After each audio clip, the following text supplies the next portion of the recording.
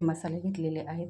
त्याच्यामध्ये बडीशेप आहे, लवंग आहे, हिंग आहे, हळकुंड आहे, खोबरं आहे, मायपत्री आहे, जायपत्री आहे, जिरे आहेत, शहाजिरे आहेत. प्रथम आपण मिरच्या ज्या आहेत ना तर बारीक मंद गॅसवरती थोड्याशा अशा भाजून घ्यायच्या आहेत.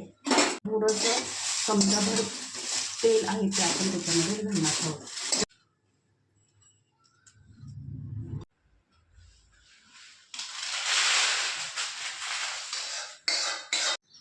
आपण आता धणे भाजून घेणार आहोत.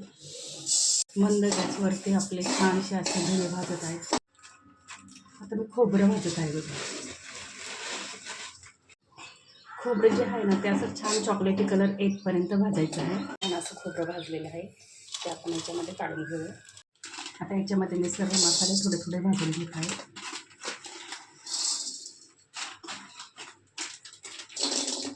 हे मसाले मी एकत्र केलेले आहेत आणि आता छान असं भाजून घेत आहे.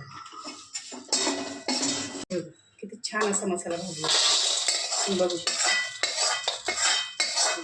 वास पण असा सुंदर सुटलेला आहे. छान मस्त वास येतो. थोडंसं मी तेल टाकत आहे.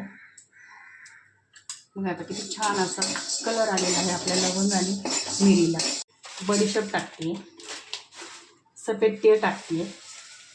ही जी खसखस आहे ना ती खसखस आपण भाजून नाही घ्यायची. शहाजिरे, जिरे, खसखस, बडीशेप, सफेद तीळ किती छान असे भाजले जात आहेत बघा. आता आपण हिंग भाजून घेणार आहोत. त्याला थोडंसं तेल टाकायचं आहे हिंगाला. छान असा आपला मसाला भाजून झालेला आहे आणि हा जो मसाला आहे ना तो थंड होऊन द्यायचा आहे. अगदी पूर्ण गार करायचा आहे. गार झाल्यानंतर एका पिशवीमध्ये किंवा डब्यामध्ये भरून आहे ना भाजल्यानंतर आपल्याला त्या थोड्याशा गार करायच्या आहेत. मसाला पण थोडासा थंड असा होऊन द्यायचा आहे. हे सगळं साहित्य आपण जे आहे ना एका डब्यामध्ये भरून डंकावर घेऊन कुटून घेऊन घ्यायचं आहे. छान असा